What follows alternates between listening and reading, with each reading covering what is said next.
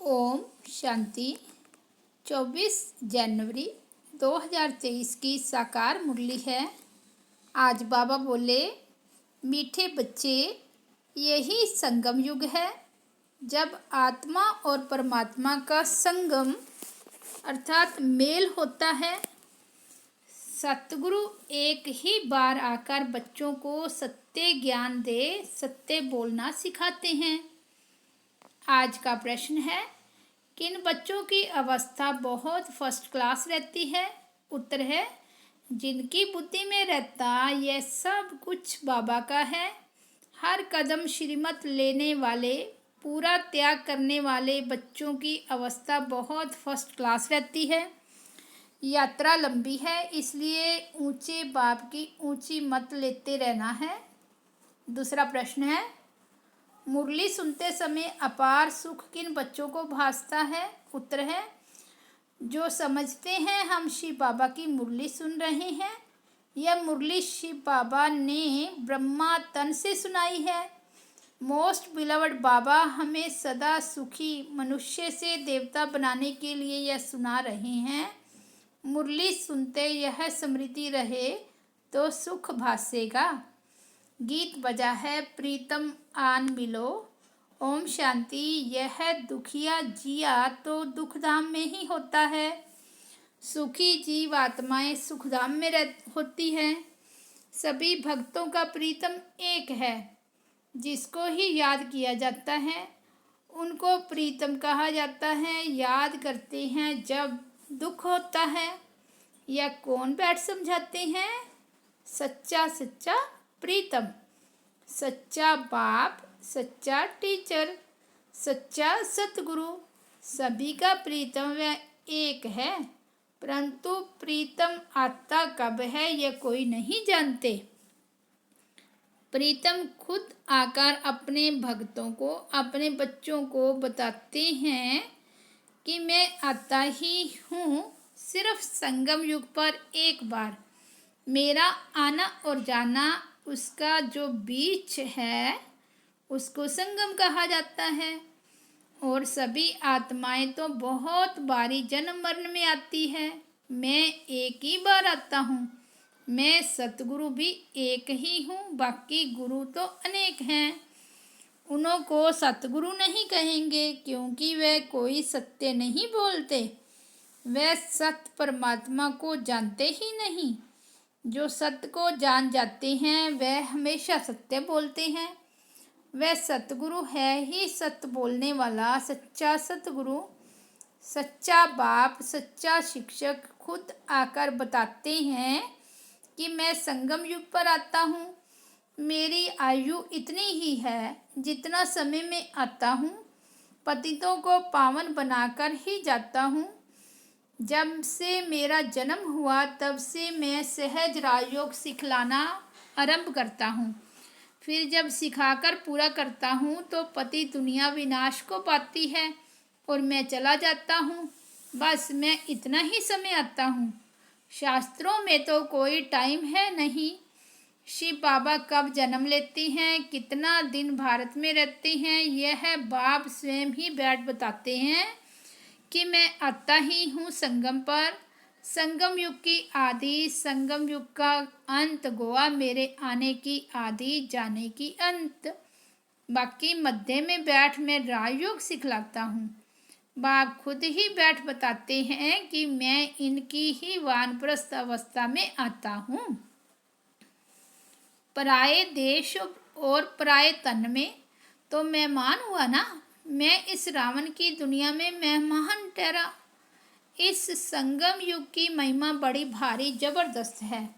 बाप आते ही है रावण राज्य का विनाश कर राम राज्य की स्थापना करने। शास्त्रों में दंत कथाएं बहुत लिख दी है। रावण को जलाते आते हैं। सारी सृष्टि इस समय जैसे लंका है। सिर्फ सिलोन को लंका नहीं कहा जाता। यह सारी सृष्टि रावण के रहने का स्थान है। वह शोक वाटिका है। सभी दुखी है। बाप कहते हैं मैं इसको अशोक वाटिका अथवा हेवन बनाने आता हूँ। हेवन में सभी धर्म तो होते नहीं, वहाँ था ही एक धर्म जो अभी नहीं है।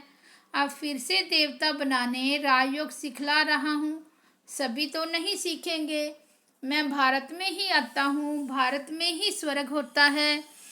क्रिश्चियन लोग भी हेवन को मानते हैं, कहते हैं left for heavenly abode, god father के पास गया। बाकी हेवन को थोड़े ही समझते हैं। हेवन अलग चीज है। तो बाप समझाते हैं कि मैं कब और कैसे आता हूँ, आकर त्रिकालदर्शी बनाता हूँ। त्रिकालदर्शी और कोई होता नहीं। सृष्टि के आदि मध्य अंत को मैं ही जानता हूँ। अब कलयुग का विनाश होना है।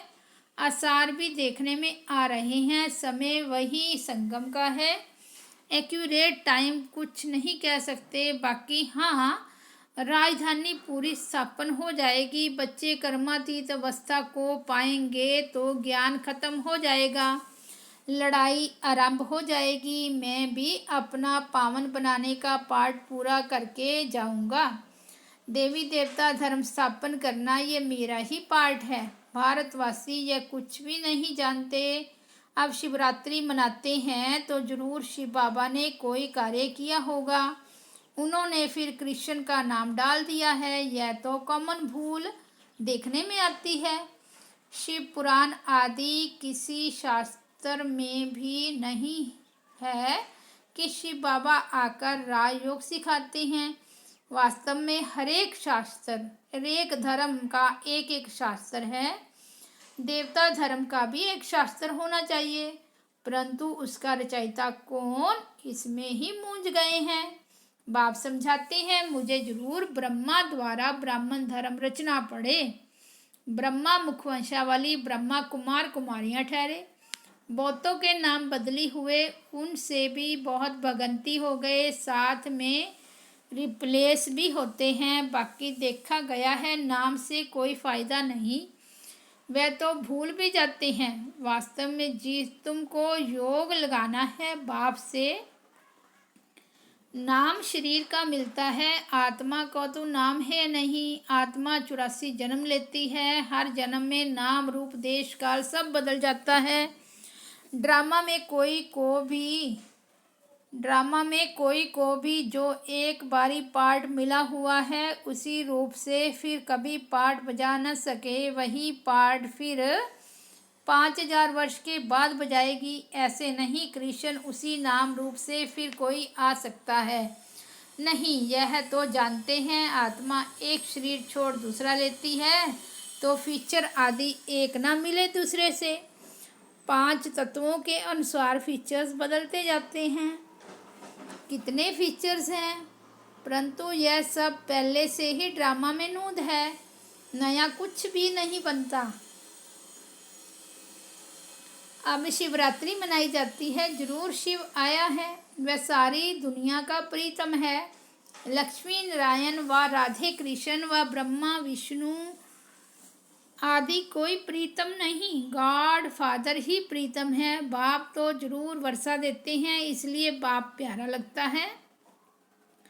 बाप कहते हैं मुझे याद करो क्योंकि मेरे से तुमको वर्षा पाना है।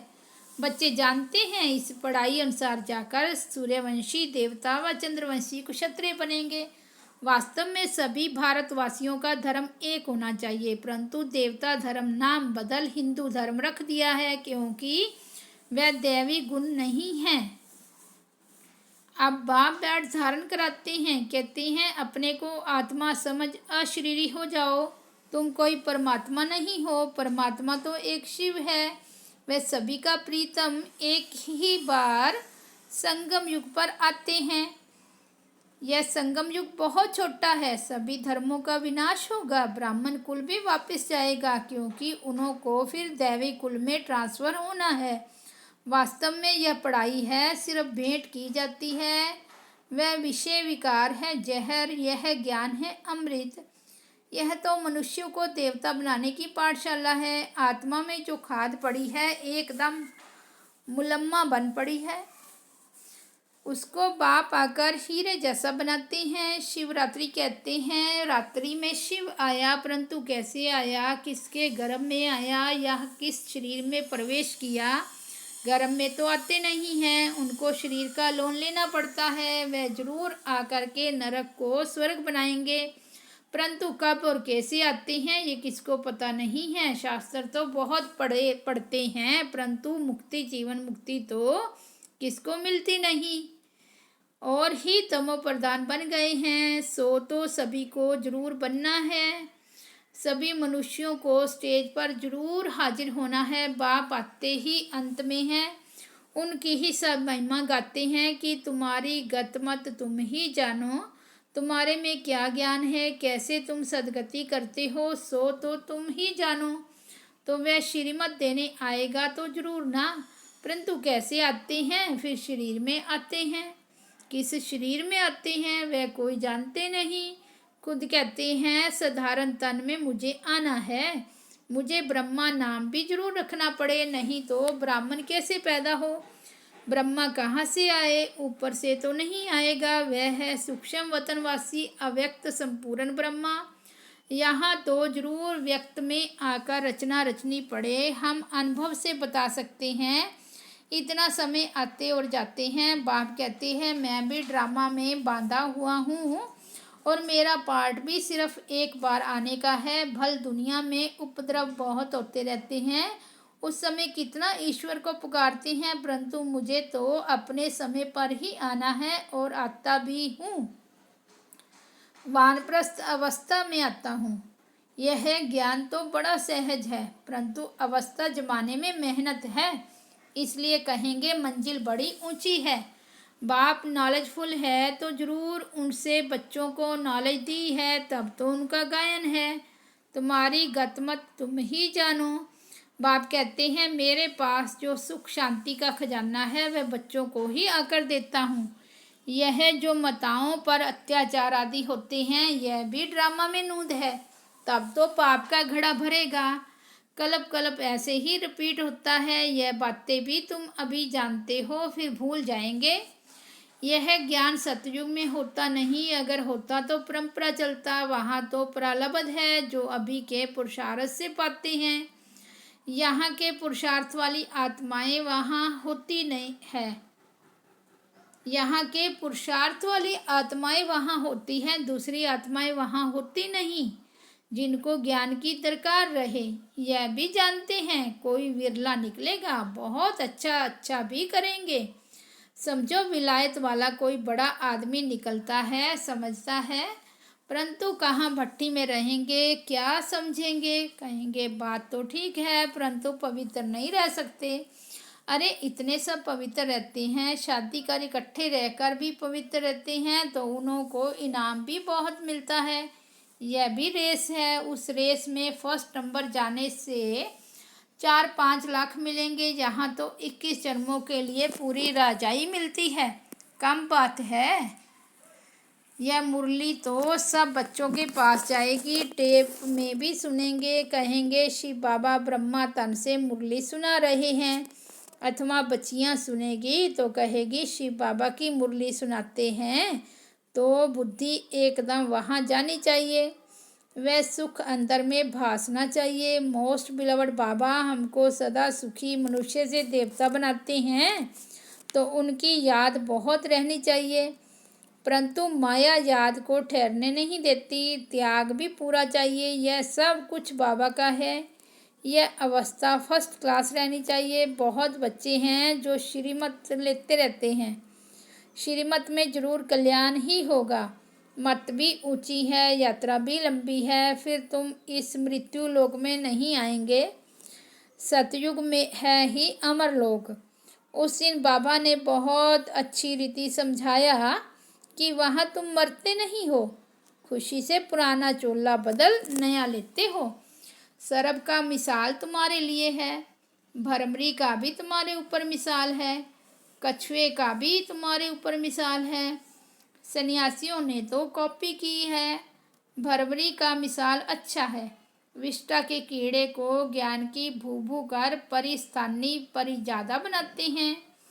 अभी पुरुषार्थ अच्छी तरह करना है, ऊंच पद अथवा अच्छा नंबर लेना है तो मेहनत भी करनी है। भल धंधा आदि भी करो, वह टाइम छूट है, फिर भी टाइम बहुत मिलता है। अपना योग का चार्ट देखना चाहिए क्योंकि माया बहुत विघ्न डालती है। बाबा बच्चों को बार बार समझाते हैं, मीठे बच्चे भूले चूके भी ऐसे मोस्ट बिलवड बाप व साजन को फारगती शल कभी नहीं देना। इतना महामूर्ख कोई ना बने, परंतु माया बना देती है। अब आगे चलकर तुम देखेंगे, जो कुर्बान जाते थे, बहुत अच्छी सर्विस करते थे, उन्हों का भी माया क्या क्या हाल कर देती है, क्योंकि श्रीमत छोड़ देते हैं। इसलिए बाबा कहते हैं, ऐसा बड़े ते बड़ा महामूर्ख नहीं बनना। अच्छा, मीठे मीठे सिके लदे बच्चों प्रति माता पिता बाप दादा का याद प्यार और गुड मॉर्निंग। रूहानी बाप की रूहानी बच्चों को नमस्ते। हम रूहानी बच्चों की रूहानी बाप दादा को याद प्यार, गुड मॉर्निंग और नमस्ते। धारणा के लिए मुख्य सार, फर्स्ट पॉइंट है, बाप द्वारा जो सुख शांति का खजाना मिला है वह सबको देना है। ज्ञान से अपनी अवस्था जमाने की मेहनत करनी है। दैवी गुण धारण करने के लिए देह भान को भूल अपने को आत्मा समझ अशरीरी बन एक प्रीतम को याद करना है। वरदान है, विशेषता के बीज द्वारा संतुष्टता रूपी फल प्राप्त करने वाली विशेष आत्मा भव। विशेषता के बीज द्वारा संतुष्टता रूपी फल प्राप्त करने वाली विशेष आत्मा भव। इस विशेष युग में विशेषता के बीज का सबसे श्रेष्ठ फल है संतुष्टता। संतुष्ट रहना और सर्व को संतुष्ट करना, यही विशेष आत्मा की निशानी है। इसलिए विशेषताओं के बीज अथवा वरदान को सर्व शक्तियों के जल से सींचो तो बीज फलदायक हो जाएगा, नहीं तो विस्तार हुआ वृक्ष भी समय प्रति समय आए हुए तूफान में हिलते हिलते टूट जाता है। अर्थात आगे बढ़ने का उमंग, गुस्सा, खुशी व रूहानी नशा नहीं रहता। तो विधि पूर्वक शक्तिशाली बीज को फलदायक बनाओ। स्लोगन है, अनुभूतियों का प्रसाद बांटकर असमर्थ को समर्थ बना देना, यही सबसे बड़ा पुण्य है। अव्यक्त इशारे, परमार्थ मार्ग में विघ्न विनाशक बनने का साधन है। माया को परखना और परखने के बाद निर्णय करना, क्योंकि परमार्थी बच्चों के सामने माया भी रॉयल ईश्वरीय रूप रच करके आती है, जिसको परखने के लिए एकाग्रता अर्थात साइलेंस की शक्ति को बढ़ाओ। साइलेंस की शक्ति हाहाकार से जय जयकार करा सकती है। साइलेंस की शक्ति सदा आपके गले में सफलता की मालाएं पहनाएगी। अच्छा, ओम शांति, ओम शांति।